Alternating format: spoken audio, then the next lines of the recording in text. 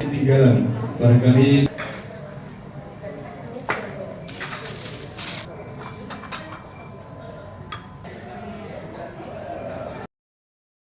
ahli sholat, dia ahli agama, dia ahli zikir, ahli wirid, ahli sedekah, tapi kalau istrinya berbuat dosa maksiat, dia akan bertanggung jawab di hadapan Allah. Maka Bapak Ibu, duduk kita dalam majelis ini kita akan merenung. Konon katanya ada beberapa macam tipikal suami istri. Pertama, istrinya beriman kepada Allah, suaminya tidak beriman kepada Allah, orang kafir, yaitu Fir'aun. Fir'aun itu kafir, istrinya namanya Sayyidah Asyah beriman kepada Allah. Yang kedua, suaminya beriman kepada Allah, bahkan seorang nabi dan rasul, tapi istrinya wanita yang tidak soleh, ahli maksiat, ahli dosa, bahkan orang kafir. Kalau yang pertama tadi Fir'aun, suaminya kafir, istrinya beriman. Yang kedua, suaminya beriman, istrinya kafir. Siapa ini? Nabi. Yang ketiga, suami istri beriman, bertakwa, taat kepada Allah. Kanjeng Nabi beriman kepada Allah, taat kepada Allah, bahkan menjadi nabi dan rasul. Istrinya pun beriman kepada Allah, bertakwa kepada Allah, taat kepada Allah. Nah, Masya Allah, tabarakallah. Ini perlu kita pahami sama-sama. Kemudian tipikal berikutnya, suaminya beriman kepada Allah, istrinya juga beriman kepada Allah. Nabi Ibrahim contohnya. Ini semua kita dapat menyimpulkan bagaimana kisah-kisah hidup mereka, beliau-beliau pada waktu hidup di dunia. Mereka senantiasa berlomba-lomba untuk saling mengajak untuk beriman, bertakwa, taat kepada Allah. Bapak Ibu, seorang suami ini luar biasa. Begitu dia mengadakan ijab kabul, dia terima. Qabiltu nikahaha wa taswijaha bil mahril manzur. Maka orang tuanya begitu sudah ijab kabul menjadi tanggung jawab suami. Kira-kira berat apa ringan kira-kira? Sangat-sangat berat. Maka hakul adami yang paling dekat adalah hakul adami antara suami dan istri. Makanya riwayat Muslim dalam hadis ini Nabi mengatakan, idza da'a ar-rajul imra'atahu ila firashihi fa'abat an taji'a fa bata ghadban la'anatha al-malaikatu hatta tusbih. Kalau seorang suami mengajak tidur kepada istrinya, fa'abat an taji'a, ternyata istrinya tidak melayani suami. Ya tidak tahu apakah kira-kira yang menyebabkan dia tidak mau ini apa, kita tidak tahu. Yang jelas teks hadisnya seperti itu. Fabata ghadban, sehingga suaminya hatinya menjadi gundah-gundah. La'anat al-malaikatu hatta tusbiha. Maka para malaikat pada malam hari itu melaknat seorang istri yang tidak mau melayani suaminya tersebut. Seluruh para malaikat. Kenapa demikian? Karena saking besarnya tanggung jawab suami kepada istrinya. Suami berbuat dosa, istri tidak tanggung jawab. istri berbuat dosa maksiat, suami bertanggung jawab. Betapa mudahnya istri masuk surga, begitu juga betapa mudahnya istri itu masuk neraka.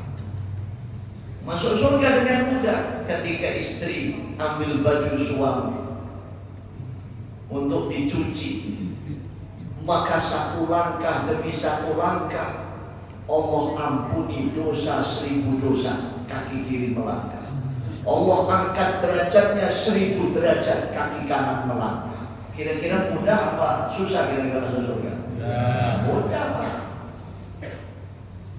Ketika seorang istri, suaminya datang membuatkan minuman, mungkin minuman teh, kopi dan lain sebagainya, sehingga suaminya datang dalam keadaan gembira melihat istrinya, maka istri semacam itu oleh Allah dipersilakan masuk surga melalui pintu mana saja yang dia suka.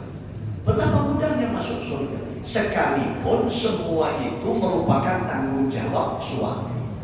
Begitu ijab kabul Bapak Ibu, semua menjadi tanggung jawab suami. Makan minumnya istri, pakaiannya istri, kesehatan istri, tempat tinggal istri, kendaraan istri, semua menjadi tanggung jawab suami. Makanya kalau seorang istri umpamanya di rumah, suami begitu datang pulang dari bepergian, di rumah tidak ada makanan, istri tidak masak, istri tidak dosain, istri tidak dosa. Loh, kok begitu? Iya, karena itu tanggung jawab suami. Mama ada pakaian kotor, rumah berantakan segala macam, tidak terurus, itu istri tidak dosa. Yang dosa suami, karena itu tanggung jawab suami. Apa saja kehidupan istri itu tanggung jawab suami. Tetapi ketika istri menyadari bahwa ini suami dan istri saling bantu membantu, maka seorang istri melangkah menuju tempat-tempat tertentu untuk memudahkan segala urusan suami. Dia mendapatkan pahala besar, betapa mudahnya dia masuk surga.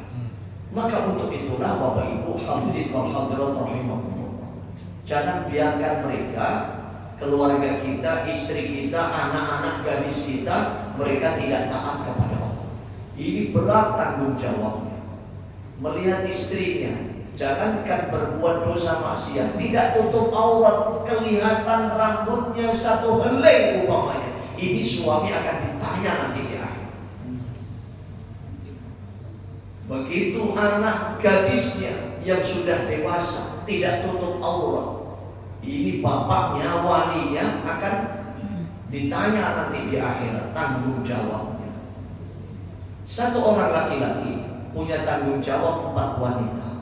Pertama istrinya, yang kedua anak gadisnya, yang ketiga saudara perempuannya, dan yang keempat ibunya. Ibunya, mau ibu kandung atau ibu mertua, itu tanggung jawabnya. Kalau masih punya suami, suaminya berarti gugur. Kalau mertua masih ada suaminya, mertua laki-laki, berarti gugur. Anak kandungnya, anak gadisnya, kalau sudah punya suami maka gugur. Tanggung jawab beralih kepada suami. Saudara perempuannya, ketika saudara perempuannya sudah menikah, punya suami, maka gugur. Tanggung jawab beralih kepada suami. Nah, istrinya ini mulai di dunia sampai di akhirat tanggung jawab dia. Nah, inilah Bapak Ibu yang perlu kita pahami sama-sama dalam praktek hidup dan kehidupan kita. Orang sekarang tidak punya anak gadis dibiarkan Pak, diapeli anak muda, malah difasilitasi. Jadi sekarang lagi kejar-kejarnya di Surabaya, ada rahasia jam malam, nggak tahu bersih. Di Surabaya wali kota sekarang lagi menyebarkan petugas-petugas untuk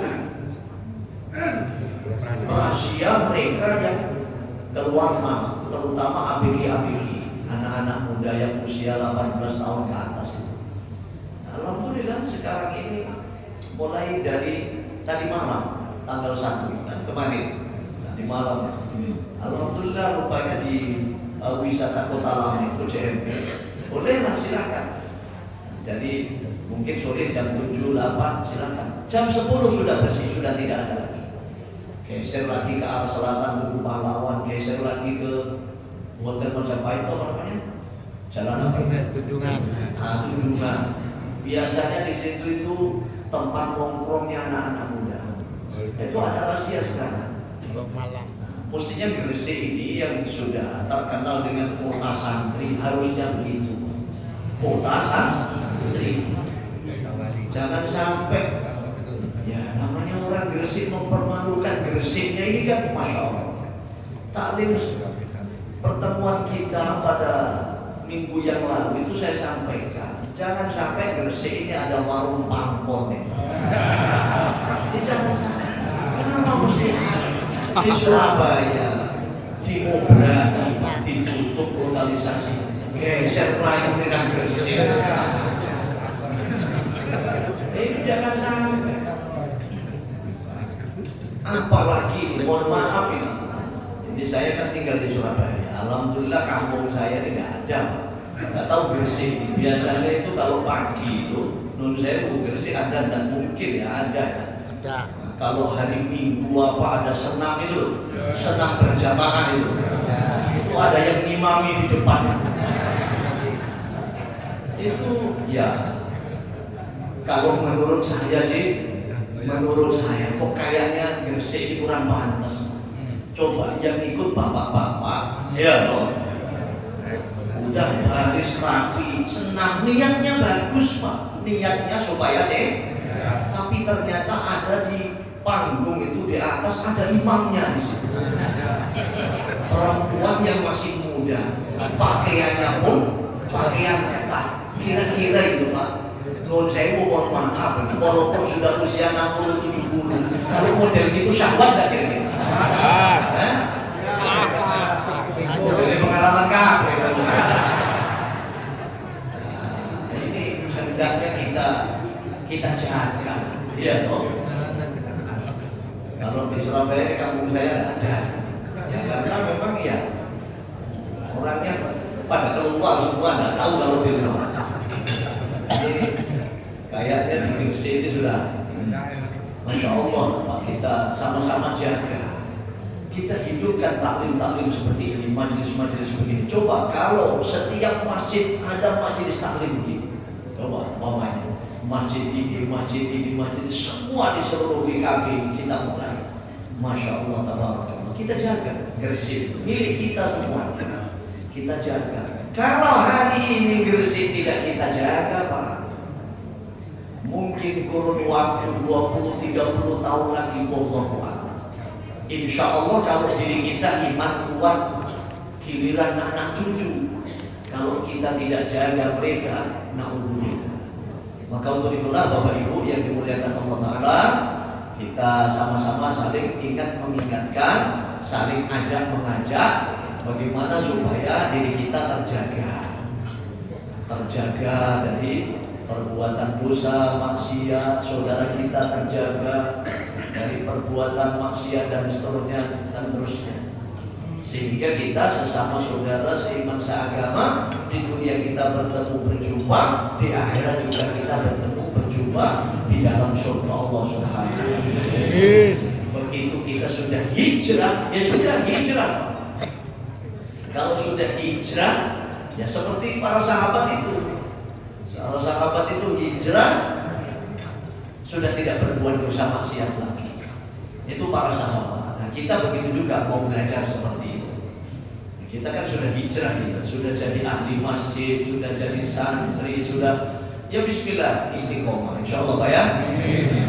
Para sahabat itu begitu, sehingga Allah Ta'ala muliakan. Ada seorang sahabat, begitu dia hijrah sudah tidak berbuat dosa maksiat lagi. Ketika dia meninggal dunia, Allah Ta'ala berikan karomah keistimewaan. Apa itu? Salah satu di antaranya keistimewaan karomahnya seorang sahabat itu, dia meninggal dunia digotong oleh beberapa orang. Nah, saat itu baginda Nabi berada di depan gerbang Masjid Nabawi, sedang duduk-duduk di gerbang Masjid Nabawi.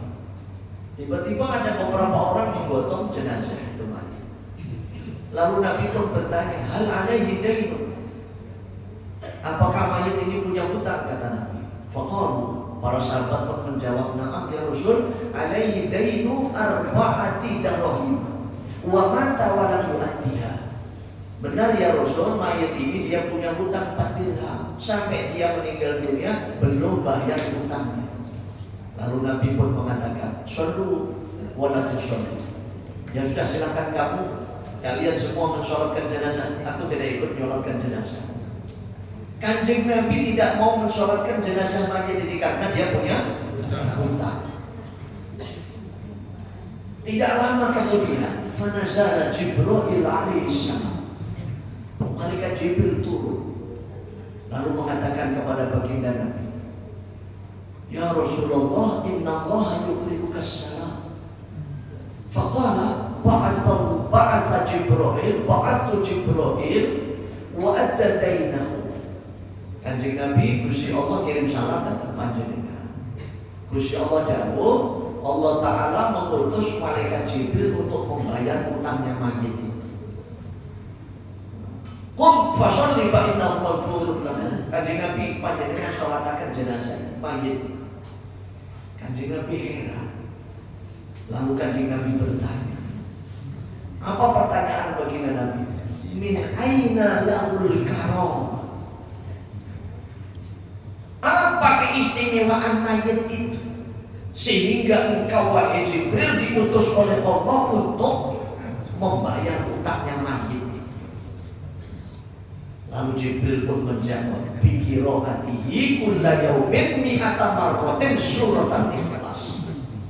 Sebab mayit niku Kanjeng Nabi nalika isih urip, begitu dia hijrah pun boten menggak-menggok, boten tolah-toleh mari. Wis ora tau nglakoni maksiat, tumindak Allah duraka, tumindak dosa boten. Senengane mendina wiritan maca kulhu ping 100. Wis iku diwaca terus, wong pancen iso iki. Iso iku kulhu ping 100 diwaca mendina. Begitu dia hijrah sakjane kari dhewe. Ya wis pensiun ngono iku lagi gelem sapa mati.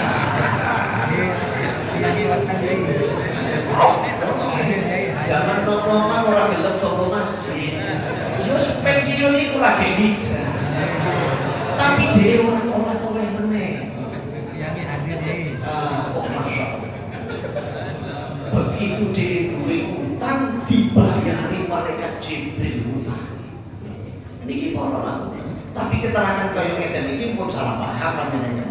Kok nak wis aku tak utang sing akeh, tak maca kudu ping 100, kemudian dibayar Jibril. Lah keterangan niku sahabat, Pak. Nek sahabat niku begitu masuk Islam, hijrah, ora tau lakoni maksiat. Kalau kita sholat urusan poso, kita poso. Bukan tahu lakoni maksiat. Dan saya ingin melok senang joget-joget itu masih apa? Kalau lakon terus terang itu dosa apa enggak? Ayo wis itu maksiat jenenge. Kamu pengen utangnya disauri malaikat Jibril. Ya ketemu pirang perkara. Kalau sampean iki ben, nek para sahabat piye nggih ngoten begitu masuk Islam hijrah sampai meninggal dunia tidak berbuat dosa maksiat lagi. Dan itu dari kan bawa tanpa esok gede sore, ya lombok, ya berangkat, ya tombok, ya sembahyang. Model itu. Inilah pentingnya kita duduk dalam majelis ini. Buku-buku, dosa-dosa kulo sampai di 10 kali. Buku-buku tobat kulo sampai diterima kali. Sedoyo anak istri keluarga kulo panjenengan tansah dipun toto langsung dening Allah Taala. Mugi-mugi anak istri keluarga kula panjenengan tansah dipun dadosaken keluarga bahagia fid dunya bahagia fil akhirah, keluarga ingkang sakinah mawaddah warahmah ala mardhatillah. Mugi-mugi anak turun duriyah keturunan kula panjenengan dipun dadosaken putra putri ingkang saleh salehah. Mugi-mugi kula panjenengan sedaya dening Allah dipun paringono rezeki ingkang halal thayyib barokah, dipun tebiaken rezeki ingkang halal, dipun tebiaken rezeki ingkang syubhat. Mugi-mugi kula panjenengan sedaya wafat dalam keadaan husnul khotimah. Nalika nazar sakaratil maut, mugi-mugi lisan kula panjenengan kelawan gampang saged ngucapaken kalimah iman tauhid la ilaha illallah Muhammadur Rasulullah sallallahu alaihi wasallam. Sehingga datang kala akhirat kula panjenengan dening Allah dipun kepalakan kelawan para nabi, para rasul, para syuhada, para sholihin, para sahabat-sahabat. Langkung-langkung dipun kepalakan, dipun panggihaken saking lelenggahan kelawan Gusti Kanjeng Rasul Nabi Muhammad sallallahu alaihi wasallam datang swarga dipun Allah taala insyaallah. Amin Allahumma amin. Al-Fatihah. Bismillahirrahmanirrahim.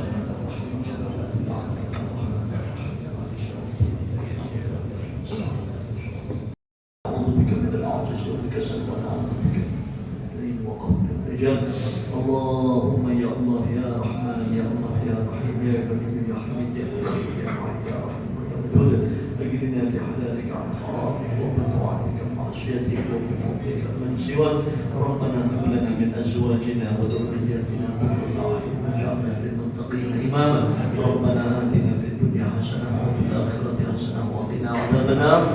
Sallallahu ala sayyidina Muhammad wa ala alihi wa sahbihi wasallam. Alhamdulillah.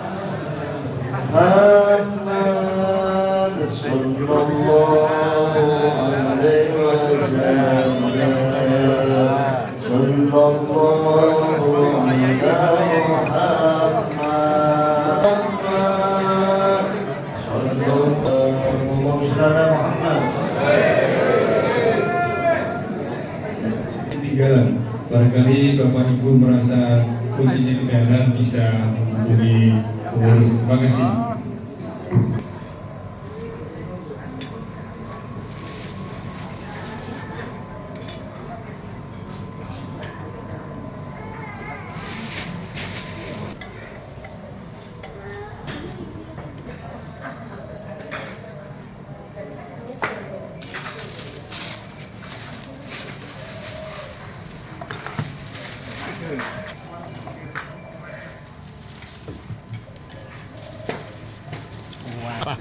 Merdeka.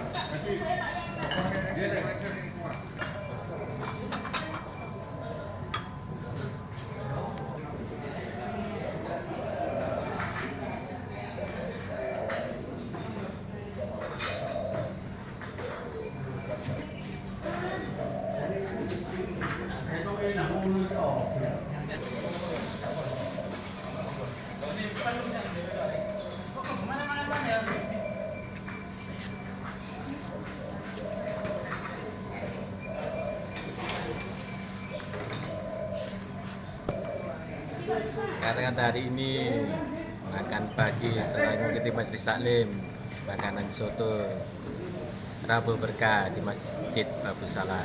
Allahumma shalli ala Muhammad.